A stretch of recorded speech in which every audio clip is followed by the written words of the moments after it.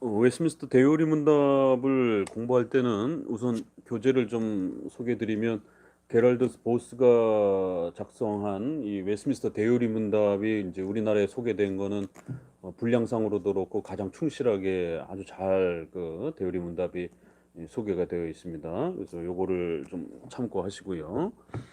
그다음에는 이 신학의 체계로 제목이 잡혀 있는 토마스 왓슨. 그래서 소요리 문답을 웨스민스터 총회와 관련해서 가장 그 일찍 그 해설집을 낸 분입니다.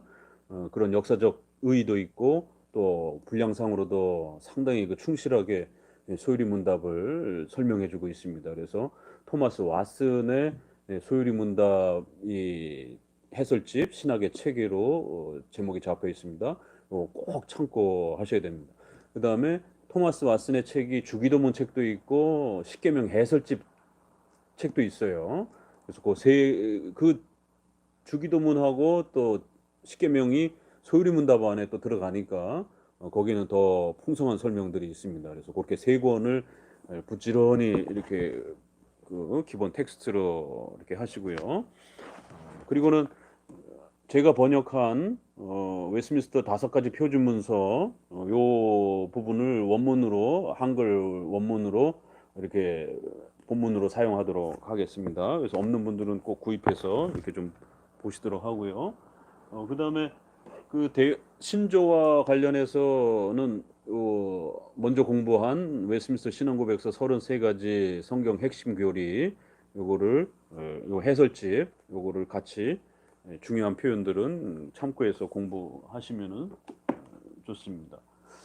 그다음에 이제 최근에 제가 소유리 문답을 교회에서 가르치기 위해서 또 출판용으로 이렇게 준비한 이 소유리 문답 웨스민스터 해설집 이게 장로교적 입장에서 이렇게 좀 저술한 아직 미간행 저기 문서예요. 그래서 이런 부분들을 또 현장에 오시는 분들은 함께 좀 이렇게 소개하려고 합니다. 자, 대요리 문답을 이제 공부하면서 소요리 문답과 연결해 가지고 이렇게 소개를 드리고요.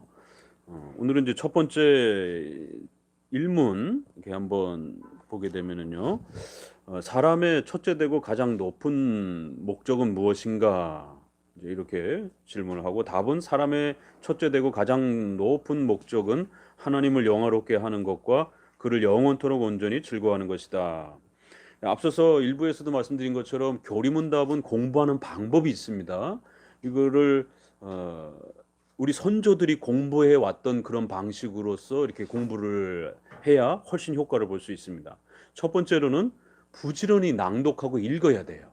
그래서 일단은 그 내용 전체를 숙지하기 위해서 어떤 내용이 있는지를 알기 위해서 부지런히 신조부터 소요리 문답까지 계속 10번이고 20번이고 반복해서 읽으시기 바랍니다.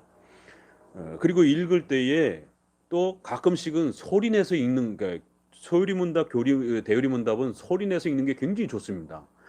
왜냐하면 이것을 암기용으로 이렇게 목적을 가지고 작성을 했기 때문에 리듬감이 있어요. 운율감이 있고.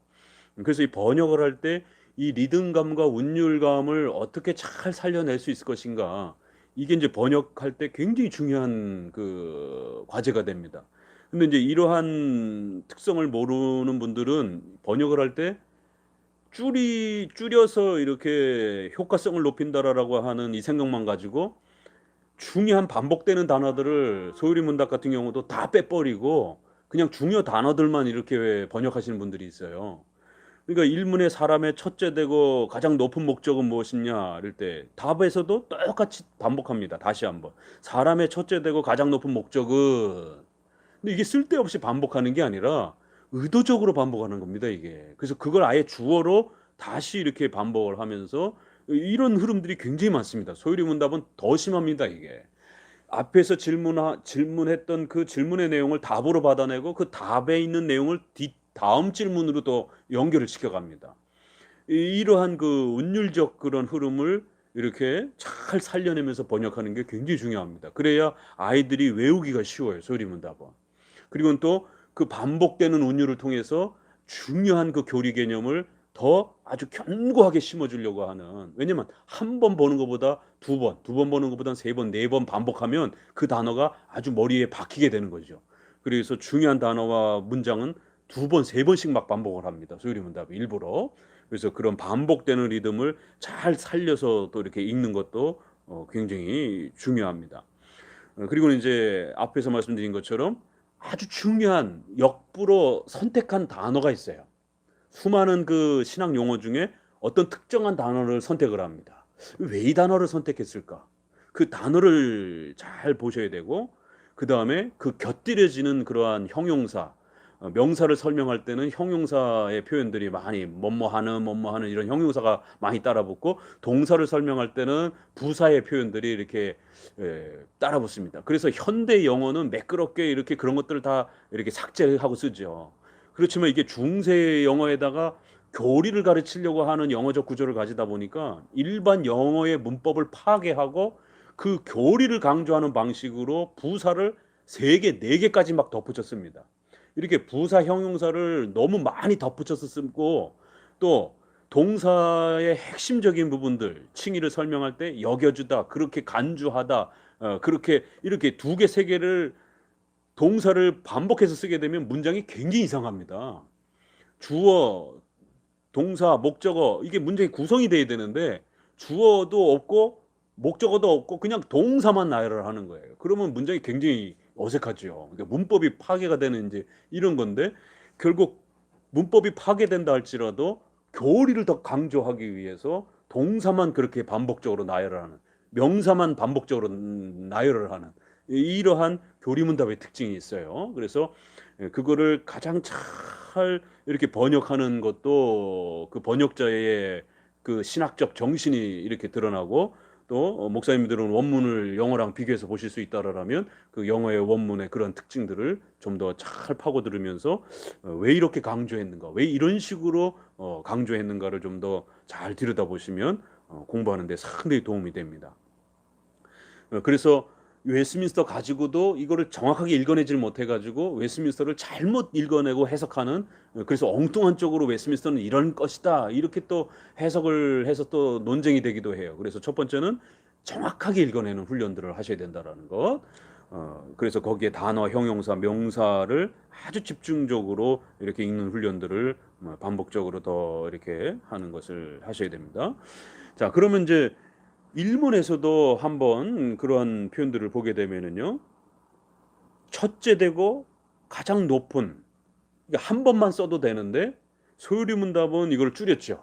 사람의 제일 되는, 그래서 첫째 되는 이 부분만 치프라고 하는 단어만 선택하고 하이스트라고 하는 가장 높은 이 단어는 뺀 거예요. 그러니까 가장 높은이라고 하는 형태는 어떻게 보면은 설명이 된 형태가 된 거죠. 소유리 문답 아까 비교하게 되면. 그러면 대유리 문답을 읽을 때는 이 하이스트에 대한 부분들을 좀 더 또 고민하면서 읽어내셔야 되는 거예요. 그래서 제일 되는, 첫째 되는, 그 다음에 가장 높은. 그러니까 이 첫째, 제일 되는 단어도 상당히 무게감이 있는 단어인데, 또 가장 높은 이런 단어도 굉장히 이 언어 중에서도 이 최상급의 이러한 그 이스트, 하이스트 이렇게 해서 최상급의 용어를 썼기 때문에 두 번씩 반복되어지는 이 형용사 첫째 되고 가장 높은 목적 이렇게 꾸며진 거란 말이에요. 벌써 첫 번째 문장부터. 그리고 또 목적이라는 단어도 우리가 잘 안 쓰는 단어입니다. 이 목적이라는 단어는.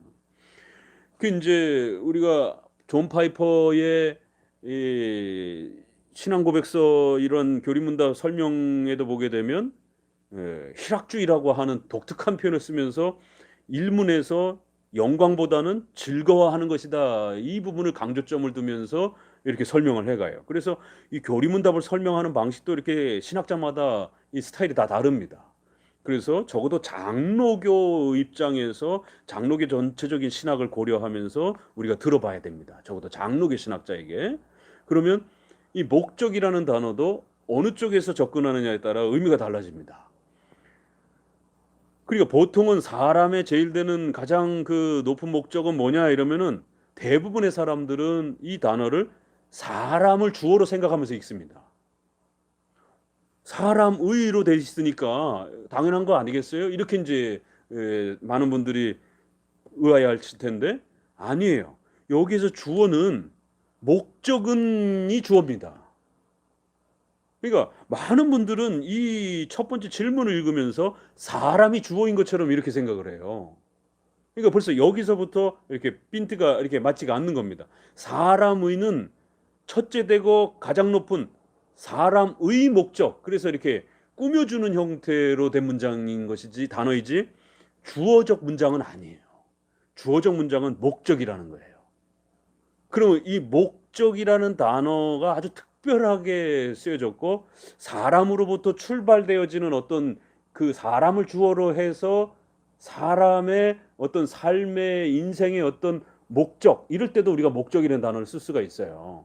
사람의 목표가 뭐지? 내 인생의 목표가 뭐지? 이렇게 설명해도 설명은 돼요.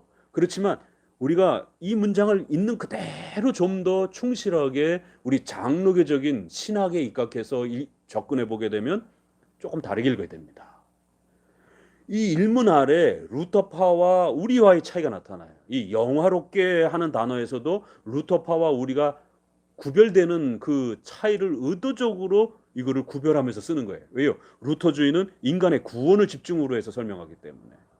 그런데 웨스민스터를 중심으로 한 장로교는 영화롭게라는 부분을 더 의도적으로 앞에 배치하면서 이 부분을 사용합니다. 그리고 로마서 11장 36절을 로마서 전체의 중심 구절로 써요.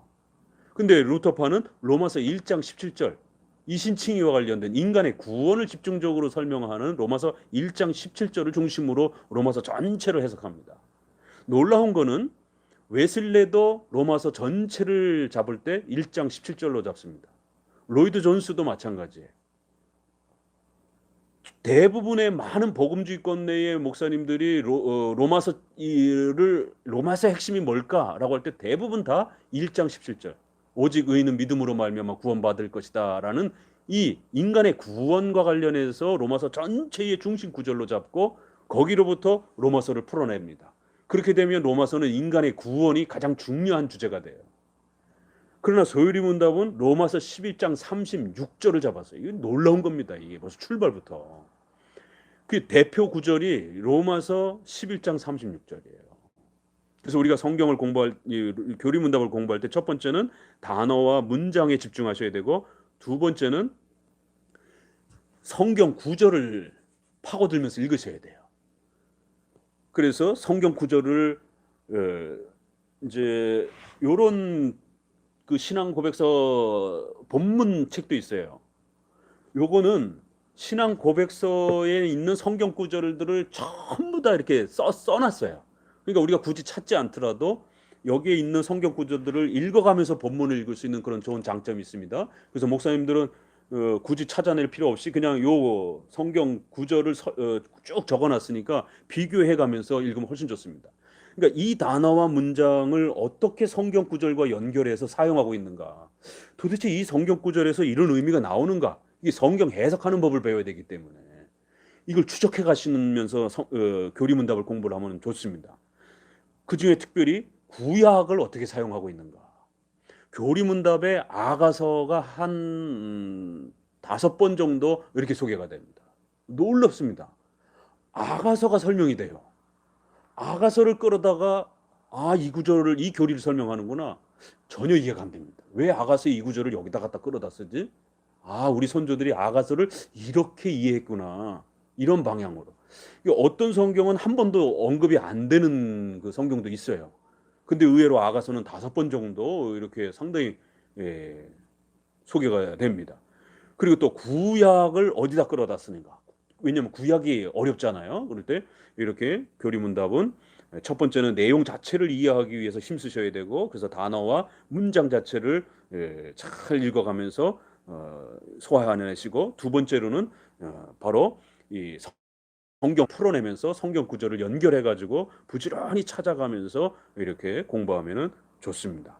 그리고 마지막 세 번째로는 목사님들은 조직신학 책을 옆에다 놓고 우리 조직신학과 교리문답이 어디가 차이가 나고 어디가 공통점이 있는지를 잘 구별해가면서 이렇게 읽게 되면 조직신학 관점에서 또 교리문답을 이렇게 연결해서 보게 되면 신조와 조직신학이 어떻게 연결이 되는지. 왜요? 모든 조직신학은 이 신조를 해설하는 기능을 갖고 있는 겁니다. 조직신학자가 자기 마음대로 이 신학을 펼치는 게 아니기 때문에 그 교단의 신학을 설명을 하는 것이 조직신학자의 그러한 사명입니다. 그래서 그 교단이 고백한 표준문서로 고백한 신앙 고백서를 해설하는 거예요. 그런 면에서 볼 때에 루이스 벌콥은 어떻게 설명하는가? 바빙크는 어떻게 설명하는가? 박형용 박사는 이 성경론을 어떻게 설명을 하는가? 그러면 어떤 분은 교리문답보다 조금 더 다른 걸 설명하는 분도 있고 조금 교리문답에서 설명하는 걸 안 설명하는 분들도 있어요. 이런 차이들이 발생이 됩니다. 그러면 각각의 조직신학자를 자기 개인의 선호도에 따라 좋다 나쁘다 평가하시면 안 되고 신앙 고백서의 내용을 얼마만큼 충실하게 설명하느냐가 좋은 조직신학 교재입니다. 그리고 거기에 너무 많은 부분을 덧붙이는 것도 어떤 부분을 설명하지 않는 부분들을 장단점으로 우리가 나누게 되는 겁니다. 그렇게 해서 마지막은 조직신학과 연결해서 이렇게 공부를 해보시게 되면 아주 충실하게 공부를 할 수 있습니다. 자, 이렇게 벌써 영화롭게라고 하는 부분에서 솔리데오 글로리아, 그래서 우리가 5대 솔라라고 했을 때도 앞에 3개 오직 성경, 오직 믿음으로, 오직 은혜로는 루터파하고도 같이 함께 고백하는 거예요. 근데 솔루스 크리스토스, 오직 그리스도로, 솔리데오 글로리아, 요거는 개혁파 장로교권에서 강조하는 교리들입니다. 루터파 쪽에서는 이거 많이 강조하지 않습니다. 루터파에는 하나님의 영광 이거보다는 십자가, 루터파의 신학을 십자가 신학이라고 하는 것처럼 이신칭에 집중해서 설명을 하고 로마서도 1장 17절에 집중을 하기 때문에 이 영광에 대한 개념을 즐겨 쓰지 않습니다. 또 오직 그리스도, 이 루터파는 당연히 그리스도 강조하지 않나요? 오직 믿음으로 은혜를 설명할 때 이미 그리스도가 들어갔기 때문에 이 오직 그리스도라고 하는 이 5대 솔라에서의 이 솔루스 크리스투스라고 하는 오직 그리스도에 대한 이 강조점은요, 성찬과 관련된 논쟁을 이야기하는 겁니다. 그래서 루터파가 이해한 신성과 인성에 대한, 특별히 인성에 대한 이해, 우리 장로교가 이해하고 있는 인성에 대한 이해, 이게 달라요, 서로. 그래서 루터파에는 인성의 편재를 이야기하면서 성찬에 인성이 실제적으로 와 있다 이렇게 해석하며, 장로교는 인성이 편재되지 않는다라고 이렇게 신성과 인성의 이성 일인격에 대한 논쟁이 붙는 것이에요. 그래서 그리스도에 대한 이해가 서로 다릅니다. 기본적인 부분은 같지만 이런 것처럼 바로 이 영화롭게 하는 부분에서도 또 로마서의 11장을 잡는 방식에 있어서도 이렇게 서로 차이가 납니다. 그렇기 때문에 강해집을 로마서를 볼 때 11장 36절 어떤 구절입니까? 이는 만물이 주에게서 나오고 주로 말미암고 주에게로 돌아감이라 영광이 그에게 세세토에 있으리로다. 그래서 칼빈도 그렇고 어거스틴도 그렇고 대부분의 이 개혁파권 내의 장로교 계통의 웨스트민스터 총회의 학자들도 그렇고 로마서를 강해하는 강해집을 보게 되면 로마서는 인간의 구원이 중심이 아니라 11장 36절에 하나님을 영화롭게라고 하는 이것이 로마서의 가장 중요한 신학적 핵심 주제다라고 기준을 정해놓고 거기로부터 이제 로마서를 풀어갑니다. 그러니까 이렇게 중심을 보는 이 접근 방식이 이렇게 차이가 나요. 그래서 적어도 우리가 장로교적 개혁파적 관점에서 로마서는 다른 관점으로 강해를 하셔야 된다는 것을 11장 36절 중심으로 보셔야 된다는 것을 알 수가 있습니다. 자, 그러면 이제 질문을 던졌던 거고요. 자, 그럴 때의 목적, 이거는 주어가 하나님입니다. 하나님이 인간에게 세우신 목적은 무엇이냐, 이런 뜻이에요. 그래서 이 purpose라고 하는 이 목적이라는 단어는 우리가 조직신학만 조금만 공부하게 되면 이 목적이라는 단어가 인간의 삶의 어떤 목표 이런 뜻 개념보다 신적 작정이라고 하는 하나님의 주권, 이 decree라고 하는 predestination이라고 하는 예정론, 이러한 작정, 여기에 해당되는 단어입니다, 이게. 그리고 웨스트민스터에서 늘 즐겨 쓰는 단어가 그런 의미예요. 그래서 자기의 생각을 가지고 바로 이 단어를 읽으시면 안 되고 웨스민스터 신조와 웨스민스터 표준 문서가 이 목적이라고 하는 펄포즈라는 단어를 어디에서 쓰는가, 주로 어떤 문장에서 즐겨 쓰는가를 가지고 이 단어를 해석하셔야 돼요. 그러면 펄포즈라는 목적, will, 뜻, 또 그다음에 카운슬, 하나님의 그런 계획, 뭐 의논, 결정, 작정, 이런 단어가 다 같은 단어들이에요. 하나님의 신적인 결정, 신적인 계획, 하나님의 절대 주권, 이런 단어입니다, 이게. 그럼 의미가 조금 더 달라집니다. 하나님이 인간을 창조하시고 세우신 하나님의 궁극적인 절대 주권의 뜻이 무엇이냐? 하나님의 신적 계획이 무엇이냐? 하나님의 신적인 작정이 무엇이냐?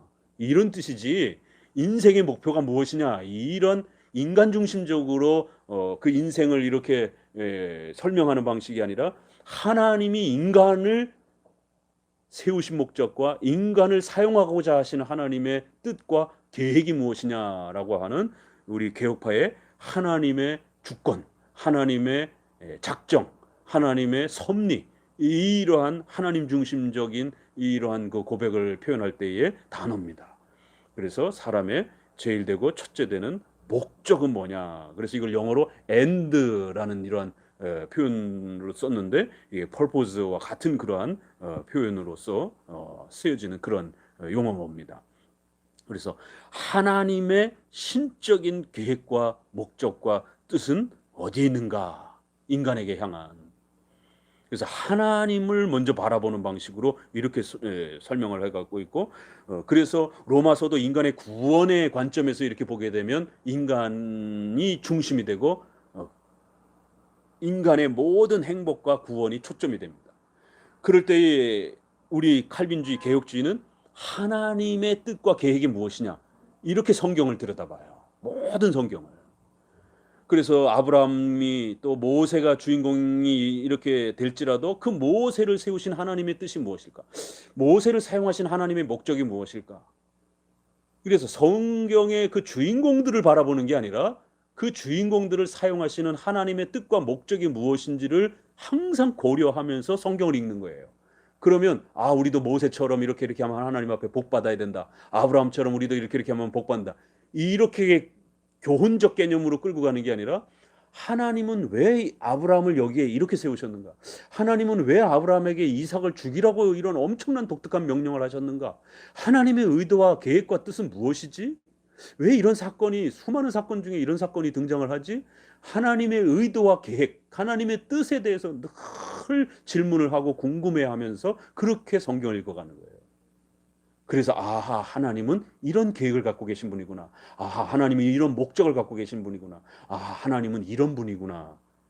성경을 하나님의 계시이기 때문에 하나님의 뜻과 목적을 가르치는 것이지, 우리 인간이 뭘 하면 이런 식으로 설교를 접근하는 게 아닙니다. 이걸 우리가 인본주의적 접근이라고 그러는 거고, 우리의 방식을 신본주의적 접근이다, 이렇게 표현을 하는 겁니다, 신학적으로는.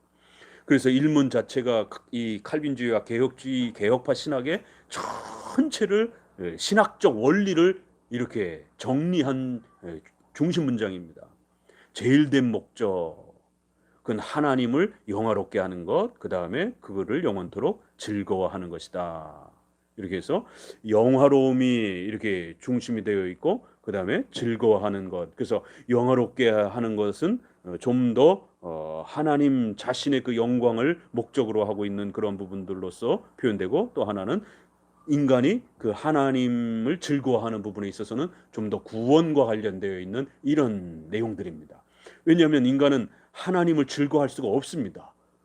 죄 때문에 본질적으로 하나님과 원수된 이러한 그 죄론을 생각하게 되면 반드시 구원의 문제가 해결이 되어야만이 하나님과 화해된다. 하나님께로 그런 그 원수됨이 해결이 되어지는 것을 화해됨, 즐거움, 기쁨, 인간의 위로, 행복, 이렇게 표현을 성경은 다양하게 표현을 하는 것입니다. 그래서 그 목적의 두 가지를 설명하면서 그 순서에 있어서도 즐거움보다는 영화롭게라고 하는 이 부분을 아주 중요한 타이틀로 이렇게 구성을 한다는 것. 자, 그런데 영화롭게라고 하는 부분들도 우리가 조금만 더 고민해 보게 되면요, 인간은 근본적으로 하나님을 영화롭게 할 수 없습니다. 이건 죄 문제가 아니라 인간은 피조물이라는 것과 또 하나님은 신적인 절대자라는 이 개념 때문에, 그래서 죄와 상관없이 하나님은 하나님 고유의 그 영화로움을 덧대거나 빼거나 하실 필요가 없는 가장 완전한 그런 분으로서 하나님의 영광스러움을 삼일체 하나님이 스스로 그렇게 누리시면서 드러내시면서 즐거워하시면서 그렇게 존재하시는 분이에요. 그런 하나님의 고유한 절대적 영광 앞에 인간이 뭔가를 더해서 영화롭게 한다, 뭔가를 빼서 영화롭게를 줄인다, 이런 사고를 갖게 되면 인본주의가 되고 알미니안주의가 되고, 소위 말해서 결국 하나님을 무능력한 신처럼 신인 협력주의 개념이 나옵니다. 그래서 이 영화롭게 개념도 마치 우리가 뭔가를 다 해야 해서 교회와 이러한 교회의 설립도 그렇고 우리 인생을 살아가는 데 있어서도 내가 하나님을 도와주지 않으면, 이런 사고들, 신인 협력적 개념으로 영화롭게를 이해하게 되면 다 이거 인본주의적 개념에, 공로주의적 개념에 설명이 됩니다. 그러니까 이 설명도 이 신학이 밑바탕이 되질 않으면 소유리문답 가지고도 얼마든지 신인 협력주의를 설명해냅니다. 이거 영화롭게 해야 됩니다. 그래서 우리가 영화롭게 하지 않으면 하나님의 영화로움은 완성되지 않는 것처럼, 그런 건 아니에요. 그래서 이 영화롭게라고 하는 것은 분명히 하나님의, 그래서 우리가 이거를 조직신학에서는 공유적 속성, 비공유적 속성 이렇게 표현을 하는 겁니다. 우리랑 공유할 수 있는 그러한 사랑, 또 자비, 온유, 이러한 그 공통적인 그러한 속성이 있는가 하면 인간이 침해할 수 없는 절대적인 그런 하나님의 고유한 그러한 자리, 무한, 불변, 영원, 이렇게 소유리문답은 세 가지로 이렇게 소개합니다. 그래서 그러한 부분들은 절대로 인간에게 나눠주지도 아니하고 오로지 하나님 자신만이 절대적으로 가지고 있는 비공유하는 그러한 하나님의 절대적 속성으로서의 그러한 독특함들을 가지고 있다라는 것이. 그럴 때 이러한 영화로움은 하나님의 절대적이고 고유한 그러한 성질로서의 속성으로서 하나님의 영화로움이시지, 이거를 인간이 이렇게 더하거나 빼는 그런 방식이 아니에요. 그래서 이거를 그런 식으로 접근하는 게 아니고 결국 하나님의 절대성을 잘 이해하면서도 그럼 우리가 어떻게 하나님을 영화롭게 할 수 있는가, 이거를 고민하면서 찾아가야 되는 겁니다. 그래서 하나님은 자기 자신을 지극히 낮춰주셔서 우리와 언약 관계를 맺어주시는 것이. 그래서 언약 관계를 맺을 때는 언약을 지키느냐 안 지키느냐에 따라서 하나님의 그 영광스러움에, 또 하나님의 역사에 그 위대함이 사람들 앞에 드러나는 데 있어서 축소가 되어지기도 하고 낮아지기도 하는 거예요. 그래서 11장 고린도전서 10장 31절에 먹든지 마시든지 무엇을 하든지 하나님을 영화롭게 하라라고 할 때, 아니 이거 거꾸로 생각해 보세요. 어떻게 우리의 밥 먹는 것, 우리의 잠자는 것, 이게 하나님을 영화롭게 할 수 있냔 말이에요. 이거 굉장히 불경하게 들려질 수도 있는 표현입니다, 이게. 근데 이거는 하나님이 지극히 낮아지셔서 우리를 높여주셔서 언약 관계를 맺어주셨기 때문에, 우리가 그리스도의 몸이 되었기 때문에, 그리스도의 신부가 되었기 때문에 인격적 연합관계가 형성이 되는 거예요. 그런 차원에서는 하나님을 영화롭게 할 수도 있고, 하나님의 영광을, 우리 때문에 하나님의 영광스러움이 세상 사람들로 하여금 하나님의 이름이 욕되임을 당하기도 하고, 에스겔에 있는 것처럼 내 이름이 너네 때문에, 이스라엘 백성들 때문에 세상에 욕되임을 당하고 조롱당했다라고 하는 이런 평가를 하시는 겁니다. 그런 차원에서 말하는 거예요. 그래서 이거는 인격적인 방식으로서의 영화로움에 대한 그러한 걸 요구하는 것이지, 소위 말해서 삼위일체의 위격적인 본질적인 고유한 그러한 그 영화로움을 우리가 덧대거나 빼는 그런 방식이 절대 아니라고 하는 것을 또 잘 구별하면서 읽어내셔야 됩니다. 놀라운 것은 이 일문 안에 우리가 제네바 교리문답과 관련해서 연결해서 조금 읽어야 될 부분이 있습니다. 하이델베르그 요리문답은 사람을 위로하는 이런 부분이 강조가 돼 있어요. 사람의 제일 된 위로는 무엇이냐, 이렇게 해서 좀 더 인간의 그런 구원에 대한 그 위로와 죄로부터의 이러한 그 구원, 그래서 이 위로를 깨닫기 위해서는 뭘 알아야 되느냐, 이 세 가지를 알아야 됩니다. 비참함부터 이렇게 들어가는 거예요. 그래서 하이델베르그도 훌륭하지만 소유리문답이 교리책에 있어서 훨씬 더 훌륭하다라는 게 바로 그러한 인간의 구원 부분을 뛰어넘어서 하나님의 신적인 목적과 영화로움이라고 하는 이 부분을 좀 더 이렇게 잘 체계를 잡아줬다라는 거죠. 제네바 교리문답과 비교해 보게 되면 인간의 삶의 제일된 목적은 무엇입니까? 소유리문답이 사실은 제네바 요리문답을 거의 그대로 가지고 온 것을 알 수가 있습니다. 사람의 제일된 목적은 무엇이냐? 거의 똑같아요. 그런데 대답이 다릅니다. 제네바 교리문답은 하나님을 아는 것입니다. 그래서 이거를 조금 더 의역하면 하나님을 아는 지식입니다. 이렇게 표현할 수도 있는 거예요. 대답이 굉장히 독특해요. 하나님을 아는 것입니다. 이 안다라고 하는 것은 지식적 체계를 전제하는 표현입니다. 교리적 지식을 전제하는 표현이에요. 이게 안다라라고 하는 이 아는 개념이. 이문에 가서야 영광 개념이 들어와요. 그러면 그게 무슨 말입니까? 하니까 하나님은 우리들 가운데서 영광을 받으시기 위하여 우리를 지으시고 세상에 살게 하신 것이기 때문입니다. 이 영광을 돌리는 개념으로 하나님을 아는 것이다라는 거예요. 그러면 인간에게 있어서 최상의 행복은 무엇입니까? 이 최상의 행복에 대한 개념을 하이델베르그 요리문답이 집중하고 있는 걸 보게 됩니다. 위로, 이런 부분. 바로 위와 같다 이렇게 설명합니다. 왜 당신은 그것을 최상의 행복이라 합니까? 만약 그걸 깨닫지 못한다면 인간은 짐승이 되기 때문입니다. 오문, 이런 이유에서 우리가 하나님의 뜻에 따라 살지 않는 것보다 더 큰 불행이 없다는 것을 알 수 있습니까? 하나님을 아는 것은 하나님을 영화롭게 하는 것을 아는 것을 말하는 거고, 그것은 곧 하나님의 뜻을 이해하는 것이다라는 거예요. 하나님의 뜻이라는 단어가 등장하래요. 이게 우리 장로교인들은 이 단어가 굉장히 익숙해요. 그래서 이거 그냥 그러려니 하고 넘어가는데 이걸 잘 이게 구별해서 보셔야 돼요. 의도적으로 쓰고 있는 단어들이기 때문에. 루터파에서는 이런 단어들을 잘 안 씁니다. 복음지권에서도 그렇고. 하나님의 뜻을 아는 것을 말한다라는 거예요. 육문, 그러면 하나님에 대해서 참되게 올바르게 아는 것은 뭡니까? 아주 더 구체적으로 그러면 하나님의 뜻을 바르게 올바르게 아는 그러한 지식은 뭐냐? 그건 영광을 돌리기 위한 목적으로 하나님을 아는 것입니다. 영광이라는 단어와 목적이라는 단어와 아는 것이다 라고 하는 것을 같이 묶었어요. 그럼 그게 뭡니까? 7문에서 그거는 바로 하나님을 전적으로 신뢰라는 단어가 다시 추가가 됐어요. 그분의 거룩한 뜻이라는 단어 다시 나옵니다.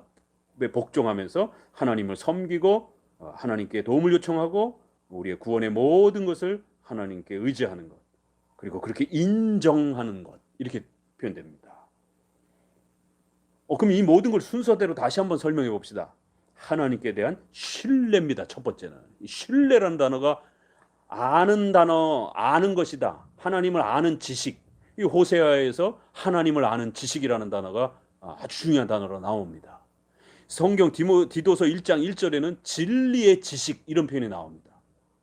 왜 칼빈주의 개혁주의는 개혁파는 신학의 체계로서 신학의 원리로서 하나님에 대한 지식, 교리적 체계, 교리적 지식, 그 지식이라는 단어를 굉장히 중요한 개념으로 잡아요. 거기로부터 출발합니다. 그래서 그 지식이란 성경에 대한 지식, 교리적 지식, 그것을 하나님을 영광을 깨닫고 배우고 신뢰하는 방식으로 알아가기 시작할 때 하나님과의 인격적인 그러한 연합과 신뢰와 결국 동행이 일어난다라는 거예요. 그것을 위해서는 어떻게 하면 됩니까? 두 가지를 알아야 됩니다. 전능하신 분으로서 지극히 선한 분으로 아는 것입니다. 창조주 하나님. 그걸로 충분합니까? 아니요, 충분하지 않습니다. 그럼 뭘 더 알아야 됩니까? 하나님 아버지와 우리의 아버지와 구원자가 되신다라고 하는 사실을 아는 것입니다. 구속주 하나님. 이 기독교 강요에서는 창조주 하나님, 구속주 하나님 이렇게 두 개를 소개를 하는 거예요. 그래서 성경 전체를 통해서 하나님을 창조주로서 구속주로서 교리적으로 그 지식적 체계를 잘 구축하고 그걸 배워가고 그걸 하나님을 영화롭게 하는 방식으로 그렇게 우리가 배워가게 될 때 신앙이 만들어진다. 그래서 결론은 그럼 결국 이게 뭡니까? 하나님께 대한 참된 신뢰의 근거는 바로 예수 그리스도 안에서 하나님을 아는 지식에 있다는 말입니까? 예, 그렇습니다. 다 합쳤어요. 참된 지식은 예수 그리스도 아는 것입니다. 15문에 그러면 이런 지식의 핵심을 요약하면, 여기도 보세요. 이런 지식의 핵심을, 이런 교리적 지식의 핵심을 요약하면 당신은 어떻게 요약할 수 있습니까? 그건 사도신경에 나옵니다. 자, 이렇게 해서 제네바 교리 문답은 하나님을 아는 지식이라는 단어가 굉장히 중요한 단어로서 이렇게 구성이 됩니다. 근데 이것이 이제 나중에 가서는 17세기 넘어서 회중파와 또 경건주의, 또 웨슬레이의 이러한 그 경건주의 형태를 통해서 교리도 중요하지만 삶도 중요하다. 그래서 교리와 삶이 마치 분리되어 있는 것처럼 그렇게 해서 교리 플러스 삶, 이런 식으로 신앙의 체계를 나눕니다. 그래서 에임스의 신학의 정수는 신학은 하나님을 위한 삶에 대한 교리, 이렇게 정의를 합니다. 칼빈은 하나님을 아는 지식, 이렇게 표현을 하는 거예요. 그리고 그 지식은 창조주와 구속주로서 교리 체계를 잡으라, 이렇게 표현을 하는데, 그래서 우리 칼빈주의와 개혁파의 신학의 체계는 하나님을 아는 지식, 교리적 지식 체계를 이렇게 구성을 합니다. 그래서 그 교리를 잘 구축하고 이해하게 되면 그 이해와 거기에서 삶을 실천하게 되는 힘이 나온다라는 거예요. 그래서 교리와 삶을 같은 것으로 이해를 한 것입니다. 그러나 순서적으로는 반드시 성경의 지식 체계를 구축하는 거예요. 그래서 그 교리의 지식 체계가 교리 문답으로 요약되어 있는 것을 우리가 먼저 배우는 겁니다. 근데 왜 자꾸 사람들이 교리만 배우면 뜨거워지지 않는다, 성경만 배우면 뜨거워지지 않는다, 자꾸 이런 아쉬움을 표현을 하는 거예요. 그래서 목회를 하면서도 특별히 우리 칼빈주의 목사님들은 반드시 명심하셔야 되는 게, 처음에는 칼빈주의 개혁주의가 좋아서 신앙고백서도 가르치고 교리문답도 가르쳐 봅니다. 근데 한 5년 10년 가르치잖아요. 성도들이 성장을 하지 않습니다. 목사님이 생각한 것처럼 막 이렇게 뜨겁고 막 부흥하고 막 이러지 않아요. 그럼 목사님이 그때부터 흔들리기 시작합니다. 아, 성경만 가르쳐서는 안 되는구나, 교리만 가르쳐서는 안 되는구나, 뭔가 뜨거움이 덧붙여져야 되는구나, 이런 갈등이 옵니다. 그럴 때에 교리문답과 성경 강해, 히브리어 헬라를 파고들면서 성경 강해에 더 목숨 걸고 파고들어야 됩니다. 내 성경으로 승부 걸겠다, 내 교리문답 진짜 잘 가르쳐서 승부 걸어보겠다, 이렇게 다짐하고 더 파고들어야 돼요. 여러분이 교리문답에 어설퍼서 성경의 히브리어 헬라어의 이러한 성경의 깊이가 약해가지고 성도가 안 변하는 것이지, 성경이 무능력해서 성경의 강해 설교가 약해가지고 성도가 안 변하는 게 아니에요. 교리문답이 약해가지고 성도가 안 변하는 게 아닙니다. 그런데 이제 개혁파 목회자들이 한 5년 지나면서 여기에 흔들립니다. 그래서 에임스도 청교도들이 그런 고민들이 오는 거예요. 그래서 웨스민스터 계열의 청교도들은 끝까지 교리문답을 고집합니다. 성경 강해 고집해요. 교리의 지식을 구축하면, 바른 지식을, 잘못된 지식이 문제지 올바른 성경적 지식을 구축하면 승부가 난다는 거예요. 중생의 역사가 일어난다는 거예요. 교회의 부흥이 일어난다는 거예요. 그래서 성경 강해하고 교리를 가르치는데 더 세게 가르치는 거예요. 그런데 회중파 청교도들을 중심으로 해서 야, 이거 교리만 가르쳐 갖고는 안 되는구나, 이런 어떤 그 고민이 생기기 시작하면서 아예 그 에임스의 조직신학 책 제목도 칼빈은 기독교 강요, 교리의 요약, 체계, 이렇게 아예 책 제목도 그렇게 잡았는데, 에임스는 하나님을 위한 삶에 대한 교리, 비슷한데 뭐가 추가가 됐는데 그 추가가 된 게 삶이라는 단어가 추가가 됐어요. 그래서 교리와 삶은 뭔가 분리가 된 것처럼 이렇게 이해를 하는 거예요. 결국 나중에 슐라이마커에 가서는 그것도 마음에 안 들어서 기독교는 삶이다, 이렇게 표현한 겁니다. 그래서 교회 안에서 교리 가르치지 말라라고, 교리 가르치게 되면 딱딱해지고 스콜라적이 된다라고 하는 교리 무용론이 나오게 되는 겁니다. 변천사가 그렇게 되는 거예요. 그럴 때 우리 개혁파는 교리로부터 출발하는 거예요. 교리가 신학의 체계요, 신앙의 체계요, 기독교 인식 원리, 하나님을 알아가는 중요한 원리와 방법의 체계라는 것이. 그래서 성경을 또 교리적으로 그 지식적 체계를 통해서 부지런히 공부해가고 강해 설교를 통해서 성경을 끊임없이 배워가는 거예요. 하나님을 아는 지식을 부지런히 축적해가는 거예요. 그런데 이제 목회자들 마음 안에 야 이거 교리 많이 가르치면 지식 많이 가르치면 이거 목회자한테 따지거나 들고 이러지 않을까 겁을 내는 겁니다. 아니요. 성경의 지식을 정확하게 배우면 교리문답의 이 원리를 교리를 정확하게 성도가 터득하면요. 오히려 목사님에게 더 잘 순종하고 교회의 질서를 더 존중하고 왜요? 그걸 하나님이 세운 걸 알기 때문에 하나님이 교회를 사랑한다는 걸 알기 때문에 또 전도 또 교회 봉사 헌신 이게 하나님의 뜻이라는 걸 정확하게 알기 때문에 훨씬 더 헌신하고 순종하고 함께 동역자가 됩니다. 어설프게 아는 지식으로 형성됐기 때문에 반발하고 싸우고 논쟁하는 겁니다. 그래서 우리 장로파하고 회중파가 이제 성경론 해석 부분에서도 성경을 우리는 교리적 지식, 하나님을 아는 지식의 체계로 그렇게 구축하게 가려고 애를 쓰는데 그래서 이 성경 해석의 규범이 되는 거를 장로교는 유스 디비눔, 유레 디비놈, 신적인 권리, 신적인 권위, 신적인 법 아주 굉장히 강한 단어입니다. 그래서 교회가 모여서 신앙의 교리 체계로 고백한 이러한 인간이 만드는 거 목사님들이 회의해서 이러한 성경의 요약을 만들었지만 그것이 성경에 벗어나지 아니하면 그건 신적인 하나님의 권위로서 하나님의 말씀과 동등한 그러한 내용으로서의 권위를 갖는다라는 거예요.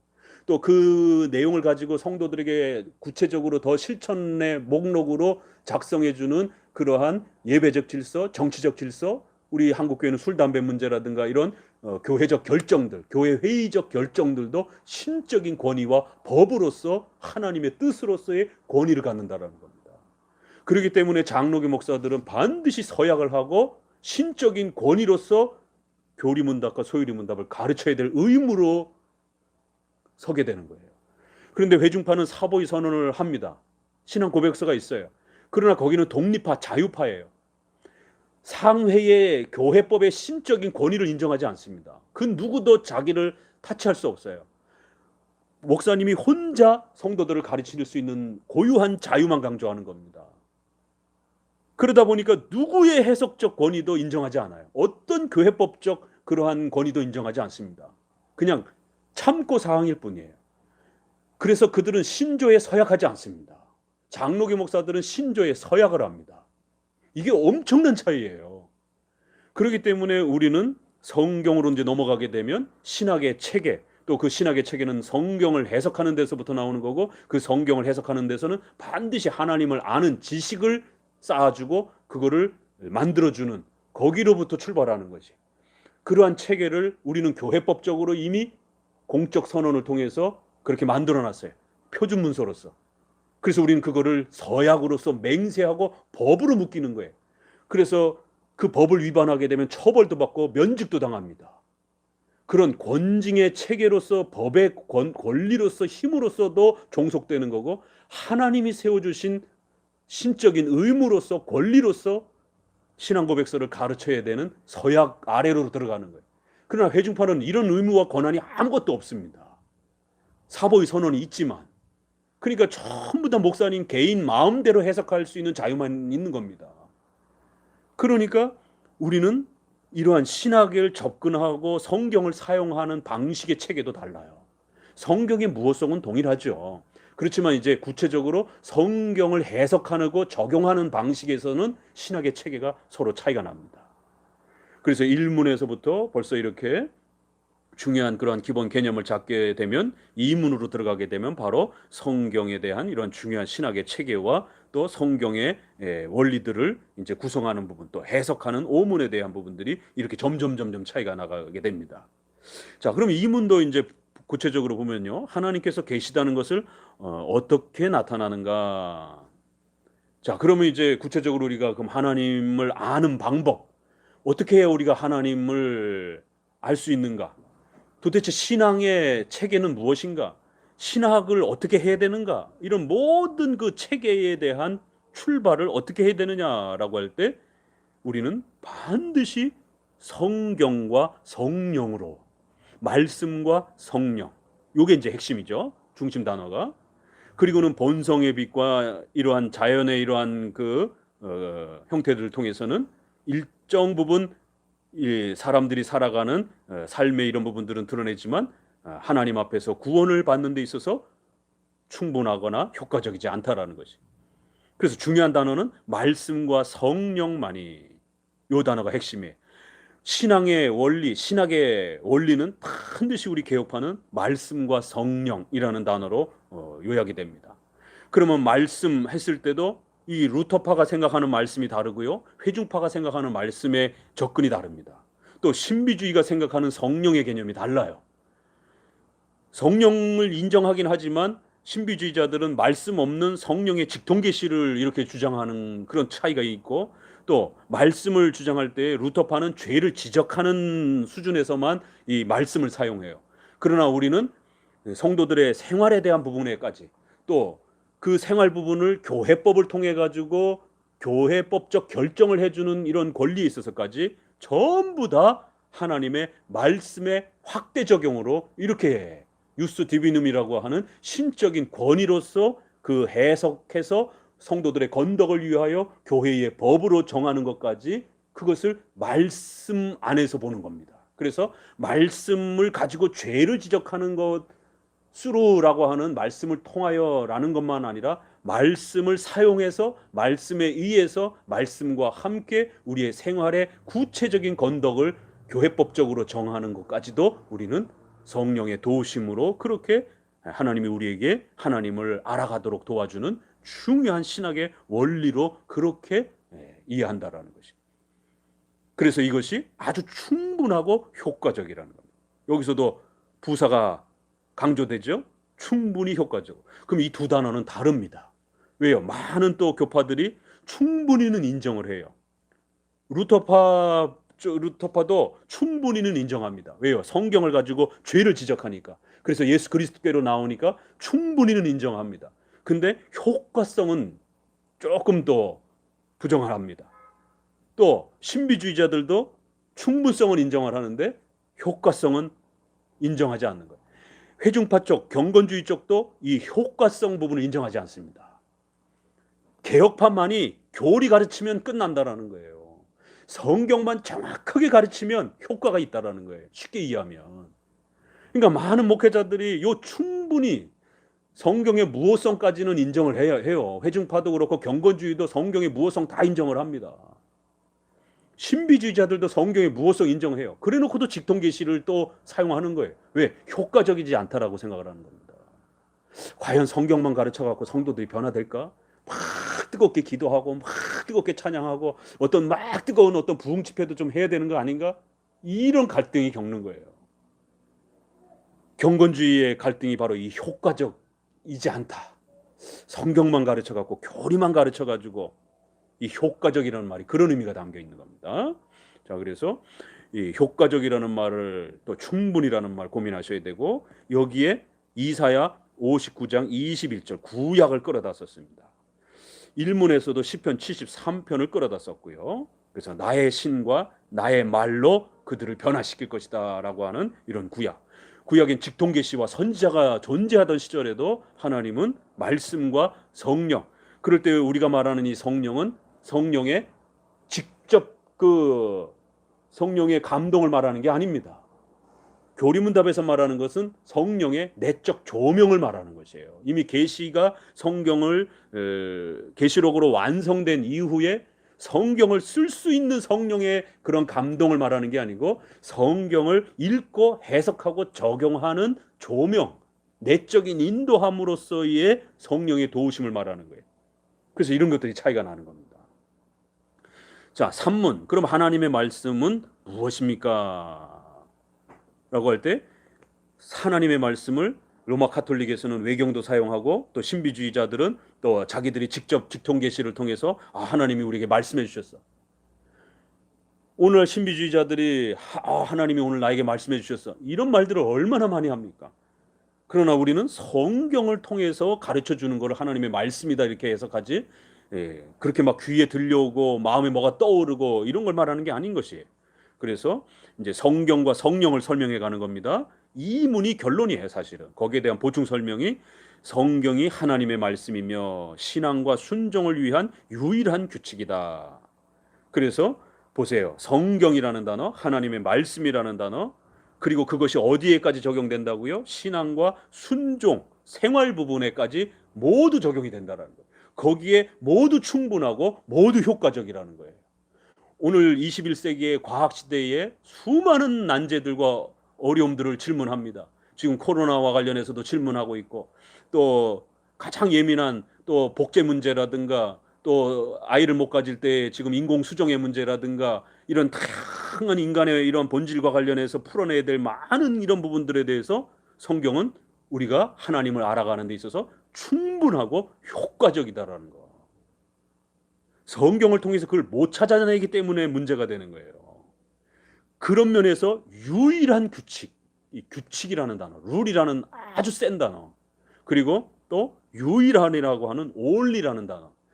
웨스트민스터 신조 대의리 문답에서 only라는 말을 언제 쓰는가에 대해서 아주 심각히 고민하면서 읽으셔야 됩니다. only라는 말 아무데나 쓰시면 안 됩니다. 오직 성경, 오직 믿음, 오직 예수 그리스도, 이럴 때는 only 써야 돼요. 오대 솔라라라고 하는. 그런데 이제 오직 시편 찬송, 이거는 아닙니다. 오직 장로교 정치, 이렇지 않습니다. 스페셜 장로교 정치, 스페셜 시편 찬송, 이런 개념이에요. 더욱 뛰어난 이런 개념이지, 올리를 교회 정치에다 쓰게 되면 장로 정치 안 하는 사람들을 우리가 이단이라고 해야 됩니다. 올리라는 단어는 이거 안 쓰면 이단이 됩니다. 그러니까 이제 최근에 또 지나친 또 이 청교도들 계열 안에 엄격주의자들, 율법주의 계열의 이런 분들이 교회 정치와 관련해서 몇몇 부분 주제들을 갖다가 올리라고 이렇게 부르짖으면서 그거 안 하면 마치 다 타락한 것처럼 이렇게 또 너무 지나치게 세게 몰아붙이는 아디아포라, 중립적인 것을 인정하지 않는 이런 분들을 또 보게 됩니다. 올리를 너무 많이 확대를 하는 거예요. 올리를 인정을 안 하게 되면 넓어집니다. 니도 좋고 나도 좋고 이런 식의. 근데 올리를 너무 많이 강조를 하게 되면 율법주의가 돼버립니다. 엄청난 많은 그러한 율법적 조항들이 지켜지고 그거 안 지키면 마치 타락한 것처럼. 그래서 어디에다가 올리를 붙이는가를 잘 보셔야 돼요. 성경은 이렇게 유일한 규칙이다. 자, 그러면 이제 5번은 성경 해석 원리입니다. 그럼 이 하나님의 말씀이라는 걸 우리가 어떻게 이 성경을 사용해야 되느냐라고 할 때 성경은 그 장엄함과 순수함에 있어서 장엄함과 순수함, 그리고 모든 부분들에 대해서 일치, 통일성. 그래서 성경은 항상 신구약의 통일성의 이 원리를 갖고 읽어야 된다라고 하는 것. 어느 한쪽 부분만 읽고 그거를 지나치게 이렇게 성급하게 교리로 확정을 하게 되면 안 된다라는 거예요. 왜요? 다른 쪽에서 반대로 이야기할 수도 있다라는 것이죠. 다른 쪽에서 다른 의미를 보충할 수도 있다라는 거예요. 그래서 신구약 전체가 항상 통일성을 가지고 또 작게 말한 것과 많이 말한 것에 대한 유기적인 조화가 있어야 된다라는 거예요. 그러니까 이런 부분들을 성경을 읽을 때 실수하는 거예요. 마치 베드로후서 3장 19절 그런 그 특수구절을 지나치게 마치 종말론의 어떤 교리의 핵심인 것처럼 이렇게 끌고 가게 되면 위험합니다.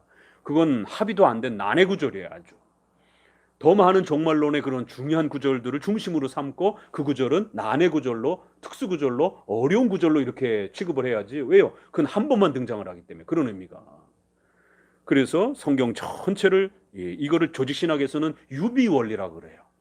같은 종류끼리 이렇게 모아서 비교해보고 살피고 그래서 최종적인 어떤 결론을 맺는 이러한 그 주제가 나와야지, 성도들의 삶에 목숨이 왔다 갔다 하는 이런 문제를 갖다가 어느 구절 하나만 딱 뽑아다가 이렇게 설명하면은 굉장히 위험해진다라는 겁니다. 그리고 또 성경을 읽어갈 때는 성경 전체가 인간의 구원의 목적이 있는 게 아니라는 거예요. 로마서를 읽을 때 1장 17절을 중심으로 해서 읽으시면 안 됩니다. 모든 영광을 하나님께 돌리는 전체의 목적을 가지고 그렇게 읽어야 된다는 거예요.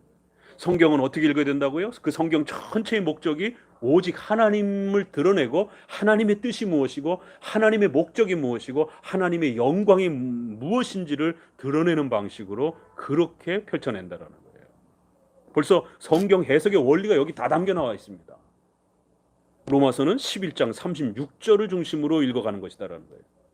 그리고 따라오는 게 뭐라고요? 죄인들을 깨닫게 하여 우리를 회개케 하고 우리를 구원해 주시는 그러한 귀한 또 구원의 은혜도 역시 더불어서 가르쳐지는 거예요. 그러나 본질적으로는 하나님의 영광을 돌리는 이러한 중요한 전체 목적을 더욱 중심으로 삼아야 되는 것입니다. 결국 이러한 모든 것들이 성경 전체가 우리에게 주고자 하는 그러한 소중한 내용들이라는 겁니다.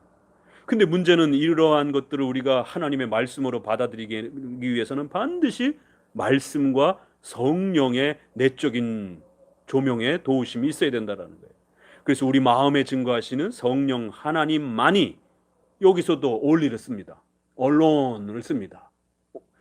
성령의 내적 조명만이라는 뜻이에요. 이거는 성령의 직접 그러한 감동이 아니고 그건 성경을 기록하는 걸로 끝났기 때문에, 자, 그래서 여기서도 말씀에 의해, 성경에 의해서 성경과 함께, 이건 이제 루터파를 구별하기 위해서 그런 겁니다. 루터파는 성경을 죄를 지적하는 기능으로만 사용하기 때문에 생활에 있어서 십계명을 중심으로 해서 삶의 그런 규범으로서 생활의 속에서 하나님의 뜻을 우리가 배워가고 그 성경을 연구해서 우리 삶의 중요한 그 기준으로 펼쳐내는 이러한 십계명의 삶의 원리들을 적극 사용하지 않습니다. 그저 이신칭의에 집중되어 있기 때문에 죄를 지적하는 이러한 기능만 하면 성경은 더 이상 이제 사용이 다 됐다라고 생각하는 거예요. 그래서 수로 성경을 통해서 죄를 지적하면 된다라는 거예요. 그러면 성경의 주된 기능과 목적은 끝났다라는 거예요. 그러나 우리는 그것도 중요하지만 더 나아가서 말씀에 의해서 말씀과 함께 우리의 생활 전반에 대해서 신앙과 생활과 관련해서 그때그때 우리가 필요한 이런 부분들을 열심히 성경 안에서 찾아가라는 거예요. 그럴 때 성령께서 우리 마음에 그걸 깨닫게 해주시고 그걸 어떻게 적용해야 될지를 가르쳐 내실 것이다라는 거예요. 그러나 이 말은 성경에 어디 있어? 이런 식의 문자적인 어떤 그 아주 어린애 같은 성경에 없네? 그러니까 삼일체 쓰면 안 돼. 유아세례 쓰면 안 돼. 행위 언약 쓰면 안 돼.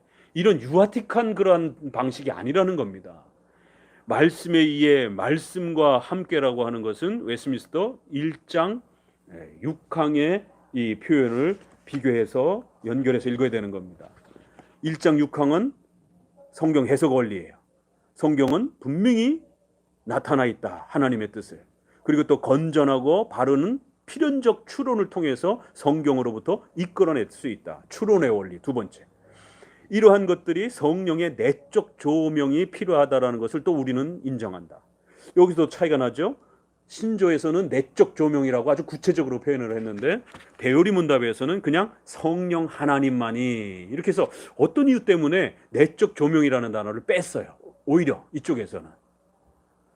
그래서 성령 하나님의 사역에 좀 더 이렇게 집중하는 형태로 표현을 했고, 신조에서는 내적 조명으로서의 그런 부분들을 좀 더 세분화해서 표현을 합니다.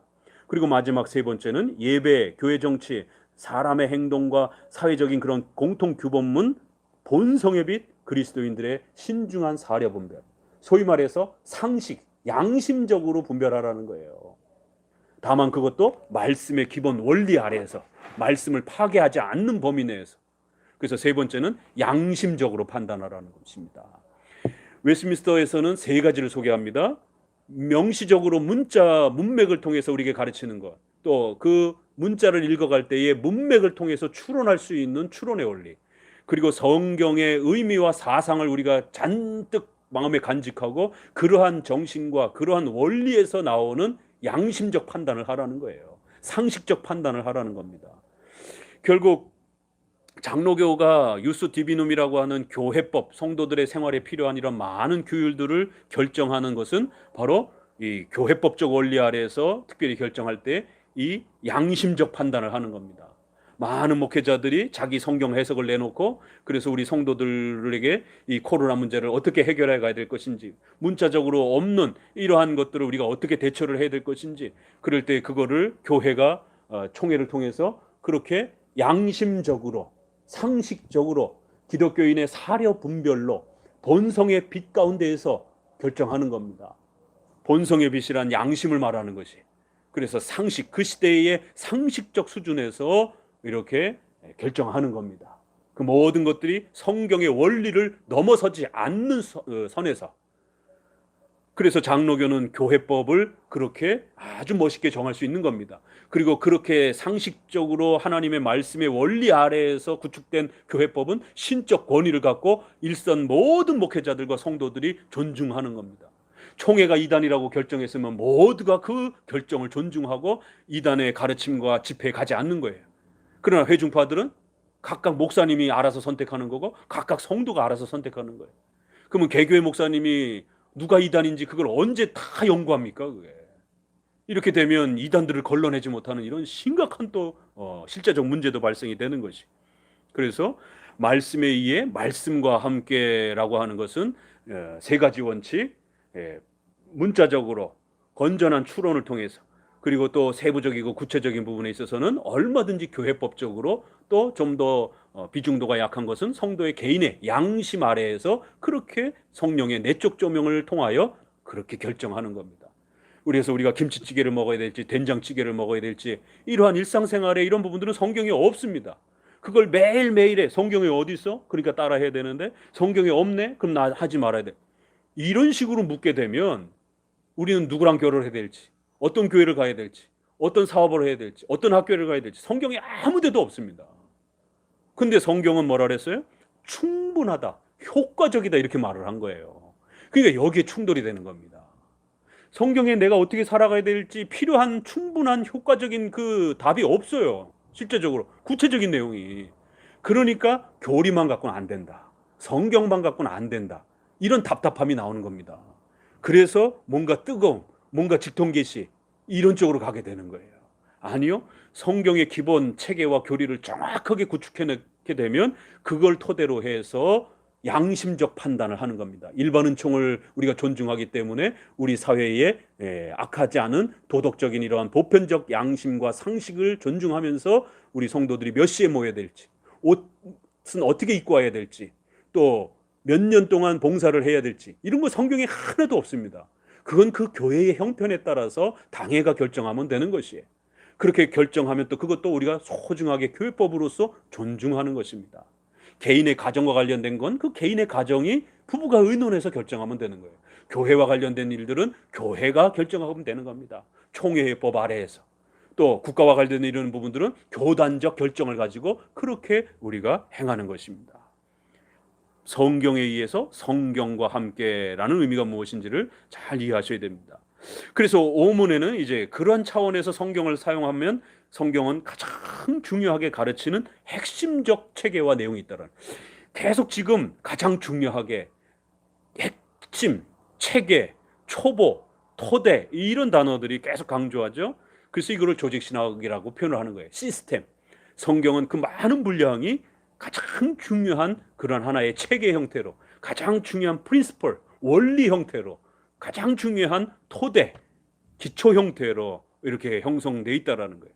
그럼 그게 뭡니까? 라고 하니까 하나님을 어떻게 믿어야 되는지 신앙에 대한 부분과 하나님이 우리에게 요구하시는 의무에 대한 부분입니다. 그래서 신앙과 관련해서는 주로 사도신경을 통해서 가르쳐왔고, 우리에게 요구하시는 생활의 삶의 의무에 대해서는 십계명을 통해서 그렇게 가르쳐왔던 겁니다.